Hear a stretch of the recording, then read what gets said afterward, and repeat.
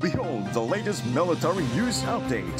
This is AFP Community News, hosted by Rofh Suzon every 12 noon, Mondays to Fridays.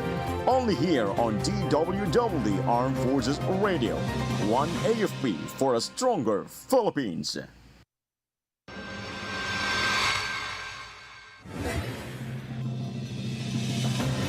Fourth ID troops neutralize two NPA rebels, capture weapons in Caraga clashes. AFP chief expresses deep concern over Chinese spy CCTVs in Palawan. Comelec says additional 3 billion budget for bomb post reset. DOTR says replacement of old PUVs to start after 2-year route rationalization completion.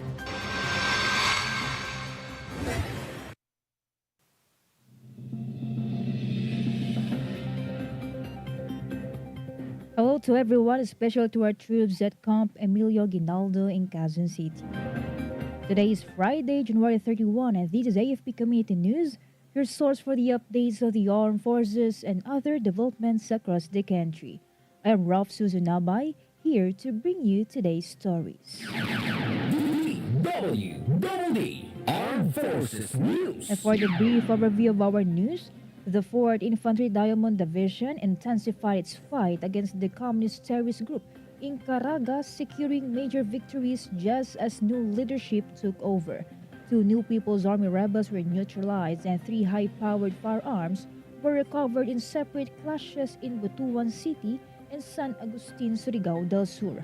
Troops from the 29th Infantry Battalion neutralized 2 insurgents and seized weapons in Butuan, while the 3rd Special Forces Battalion engaged the CTG twice in San Agustin, capturing 4 suspected rebels. 4th ID Commander Brigadier General Michael Anayron Jr. praised the troops' dedication and urged the remaining CTG members to surrender and join government reintegration program. DWDD Armed Forces News. Armed Forces of the Philippines Chief of Staff General Romeo Browner Jr. expressed deep concern over CCTV cameras allegedly installed by arrested Chinese nationals, saying they pose a major threat to naval and Coast Guard operations in Palawan and the West Philippine Sea. He warned that these high-powered solar CCTVs could be the reason why the Chinese Coast Guard anticipates the Philippines' resupply missions. The AFP and NBI continue their joint efforts to locate more surveillance cameras on other islands, including Hulugan Island. Armed Forces Radio. And now let's hear our report on the ground about AFP Adjutant General Service marks 89th anniversary. Go on for the details, Bea. Yes, Rofh, the Armed Forces of the Philippines Adjutant General Service celebrated its 89th founding anniversary today with AFP Chief of Staff General Romeo S. Browner Jr. as the guest of honor and speaker.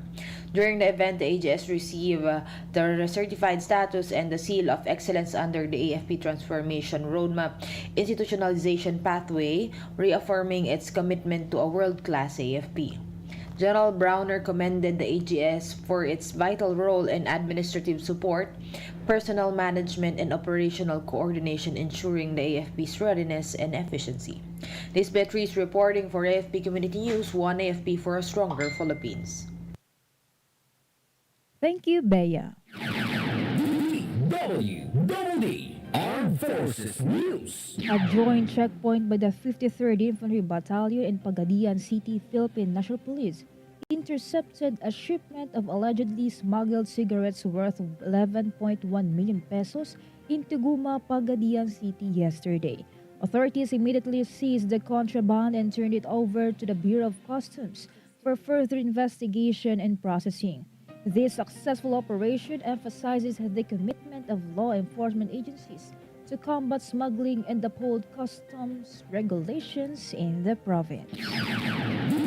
DWDD Armed Forces News. The 20th Infantry Battalion facilitated the turnover of the newly completed Level 2 water system in Catoogan, Las Navas, Northern Samar, funded by the 2024 support to the Barangay Development Program.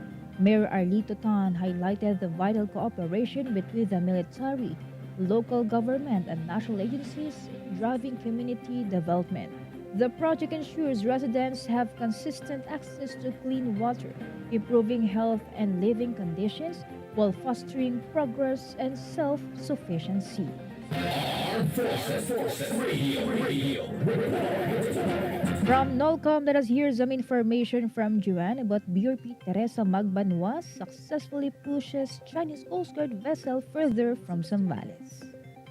The Philippine Coast Guard vessel BRB Teresa Magbanua has achieved a significant milestone by successfully pushing the Chinese Coast Guard vessel CCG 3304 further away from the coast of Zambales, now estimated to be at a distance of 100 to 105 nautical miles. Despite CCG's 3304's assertions that it is patrolling within China's maritime jurisdiction and its refusal to recognize the arbitral award, the BRP Teresa Magbanua has persistently emphasized that the Chinese vessel lacks legal authority and is in fact violating the Philippine Maritime Zones Act, the United Nations Convention on the Law of the Sea, and the 2016 Arbitral Award.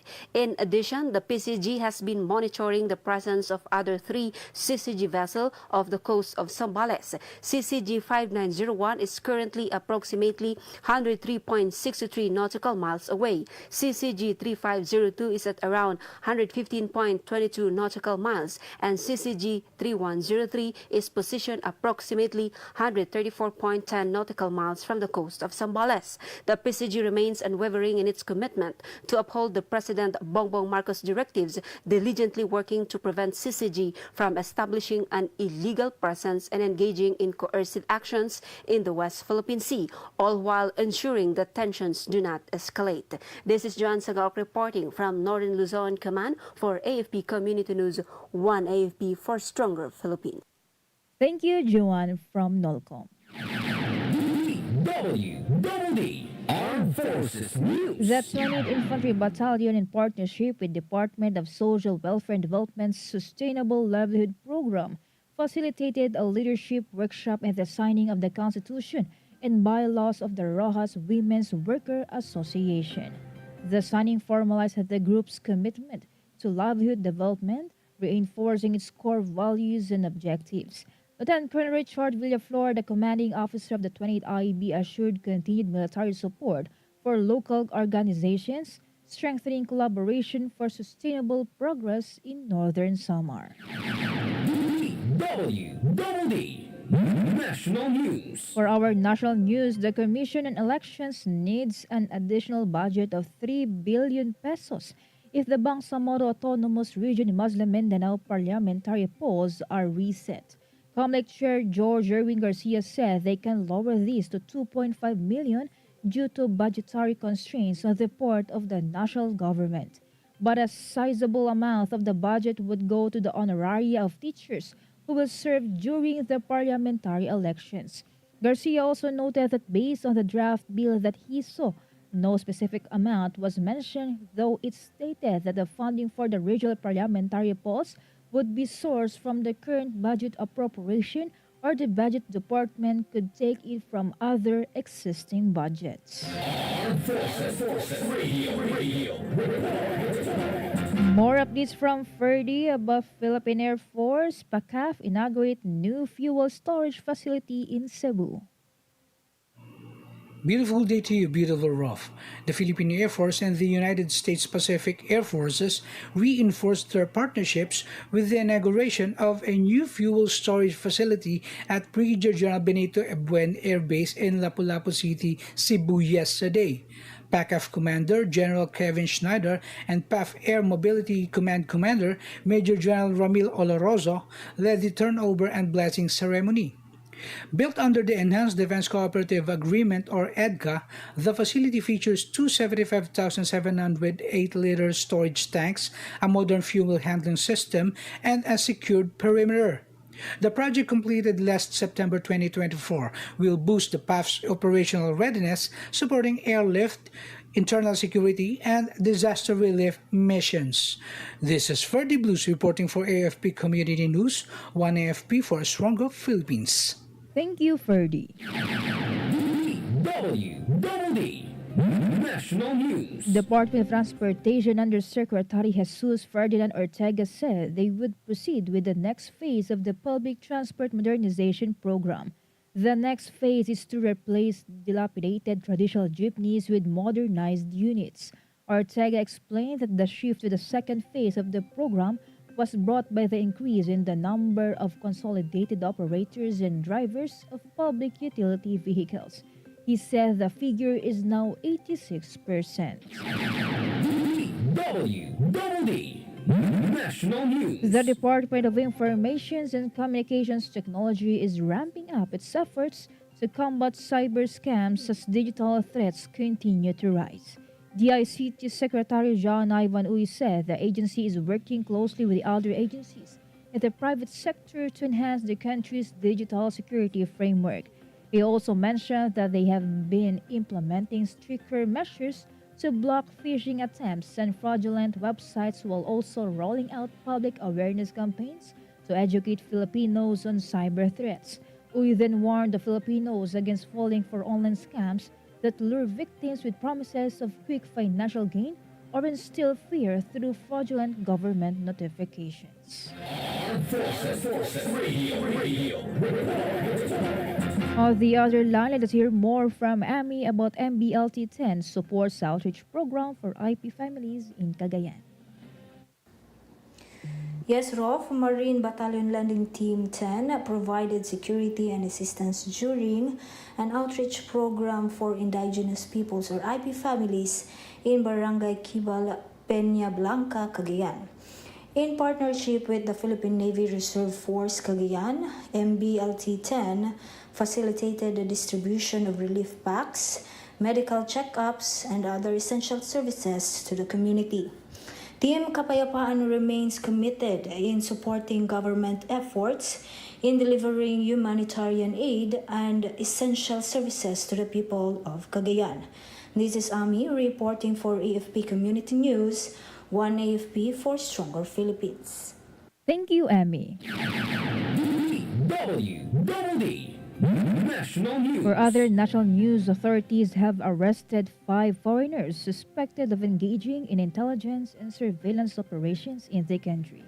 Top officials from the National Bureau of Investigation and Armed Forces of the Philippines last Thursday presented to the media the 5 Chinese suspects, as well as their equipment recovered from them.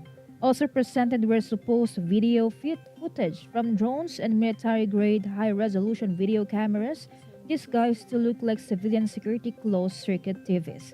AFP Chief of Staff General Romeo Browner Jr. said data collected from the solar-powered video cameras were being sent real-time to a remote location. The 5 foreigners were identified as Kai Xiaohuang, Cheng Haitao, Wu Chengting, Wang Yongyi, and Wu Qingren. DWDD National News. President Ferdinand Marcos Jr. told China that he would return the Typhoon missile system to the United States only if it stopped harassing Filipino vessels and claiming territory in the West Philippine Sea. Marcos issued the statement after China urged the Philippine government to pull out the missile launchers after they were reportedly moved to another area in Luzon. The president noted that he did not understand why China opposed the Philippines' use of the Typhoon missile system when it has even more powerful weapons. The Typhoon mid-range capability surface-to-surface missile launchers arrived in the country last April 2024 and were last known to be stationed somewhere in Ilocos Norte, a coastal province facing Taiwan. Forces Radio. Let us hear more updates from Mike about Philippine Army LGU partner to build health center in Davao del Norte. A landmark agreement was signed to improve healthcare services in Barangay Quimamon, Santo Tomas, Davao del Norte. Mayor Roland S. De Sica, Lieutenant Colonel Roel M. Lagunero of the 534th Engineering Battalion, and Lieutenant Colonel Antonio Bulao of the 89th Infantry Battalion formalized the partnership to construct a sub-health center station in Purok Uno. The Santo Tomas LGU will provide materials, while the 534th Engineering Battalion will supply skilled manpower. The 89th IB will ensure security throughout the project. This is Mike reporting for AFP Community News, 1AFP for a stronger Philippines. Thank you, Mike. DWDD National News. For other development story, the economy fell well short of its 2024 growth target as deadly typhoons and drought dampened economic activity. According to the Philippine Statistics Authority, the gross domestic product for the year ticked up slightly to 5.6% compared with 5.5% in 2023. However, that failed to approach the government's target of 6 to 6.5%. Economic Planning Undersecretary Rosemary Edilion told a news conference blamed a dry spell in the early part of the year and 6 consecutive typhoons that pummeled the country in October and November. Edilion said these extreme weather conditions led to a 1.8% year-on-year contraction in the agriculture, forestry, and fisheries sector. DWDD National News. 59% of Filipinos were satisfied with the administration of President Ferdinand Marcos Jr. based on the results of a social weather station survey conducted during the fourth quarter of 2024. The poll showed the Marcos government earning a net satisfaction rating of good or positive 36. Meanwhile, undecided Filipinos increased by 2 percentage points from 15% to 17% in the same period. Executive Secretary Lucas Bersamin said the Marcos administration was grateful for the people's support. Armed Forces Radio. From Solcom, let us hear from Sena about Second ID plants 1,000 trees to support environmental stewardship in Tanay, Rizal. The Army's 2nd Infantry Jungle Fighter Division held a tree planting activity at the San Andres Military Reservation in Tanay, Rizal on Thursday, January 30. A total of 1,000 bamboo seedlings were planted to promote environmental sustainability, prevent soil erosion, enhance biodiversity, and strengthen the area's ecological resilience. In a statement, Major General Balaoro emphasized the military's role in both national security and environmental preservation. He also underscored the importance of collaboration in environmental efforts, noting that by working together in initiatives like this, it will not only safeguard the natural resources, but also reinforce the values of discipline, teamwork, and service among the troops. The event reflects the military's commitment to both military excellence and environmental stewardship. This is Anna from Solcom reporting for AFP Community News, 1AFP for a Stronger Philippines. Thank you, Sana from Solcom. DWDD National News. President Ferdinand Marcos Jr. has inaugurated the new 2.55 billion peso runway at Mactan, Cebu International Airport. This is the first and only parallel runway in the Philippines. Marcos said this is a new victory for Cebu, saying that the new runway reflects the very essence of Cebu. It is dynamic, promising, and always ready to take on challenges. The president added that the parallel runway symbolizes the unrelenting drive to connect, to grow, and to lead, as it is expected to improve operational efficiency, allow for more flights, and strengthen MCIA's role as a key gateway to the Visayas and Mindanao. Last year, the MCIA catered to 8.5 million domestic passengers, nearly 3 million to 2.8 million international passengers, and around 67 million kilograms of cargo, nearly 100,000 flights.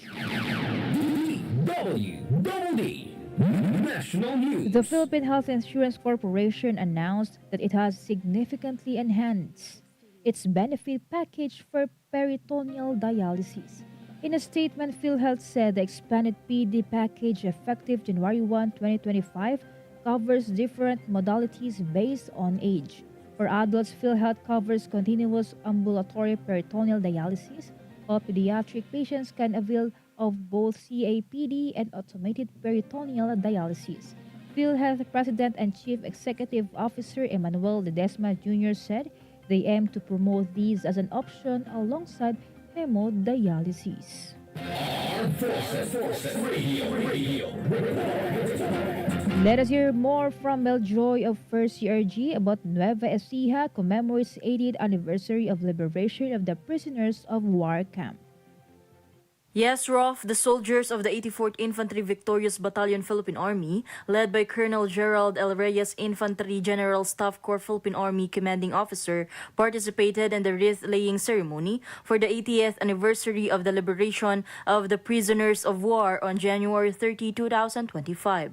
The activity with the theme Liberation's Legacy, honoring the past, shaping the future, paid tribute to the heroism of the Filipino veterans' legacy of fighting for freedom and to remind our present of the sacrifices of our past that shape who we are today. Apart from the wreath-laying ceremony, to commemorate the 80th anniversary of the Great Raid, the 84th Infantry Battalion provided military honors through 21-gun salute during the activity and an area security for the 50-kilometer commemorative march along the Gimba, Talavera, Cabanatuan infiltration route. The march was participated by the retired U.S. Army Rangers and a Scout Ranger platoon from 1st Scout Ranger Regiment from January 28 to 29, which started from the municipality of Gimba and ended at American Memorial, Cabanatuan City. During World War II, Cabanatuan American Memorial was once known as Camp Pangatian, a military camp that became a prisoners of war camp for over 500 soldiers who survived the Bataan Death March and was liberated on January 30, 1945 by the Allied forces. This is Meljo Inesio Arroco reporting for AFP Community News, 1 AFP for Stronger Philippines. Thank you, Maljoy from First CRG. DWDD National A News. total of 525 persons deprived of liberty had been released by the Bureau of Corrections from January 1 to 30 this year. With the number of releases, a total of 18,947 PDLs had been freed by Bucor since the start of the administration of President Marcos. Bucor Director General Gregorio Pio Catapan Jr. told the released PDLs not to lose hope. Among those released this month of January were 27 PDLs from the Correctional Institution for Women in Mandaluyong City, 1 from Iwahi Prison and Penal Farm, and 8 from Mindanao. DWDD Armed Forces News. And that concludes today's broadcast. Thank you for tuning in, especially to our audience on AFP Radio, DWDD's Facebook page. Be sure to join and catch us again next week for more stories and updates, same time and same station. Once again, this is Rofh Suzon-Abay for AFP Community News, 1 AFP for Stronger Philippines. Behold the latest military news update. This is AFP Community News, hosted by Rofh Suzon every 12 noon, Mondays to Fridays. Only here on DWDD Armed Forces Radio. 1 AFP for a stronger Philippines. Kayo ay nakatutok sa DWDD AFP Radio.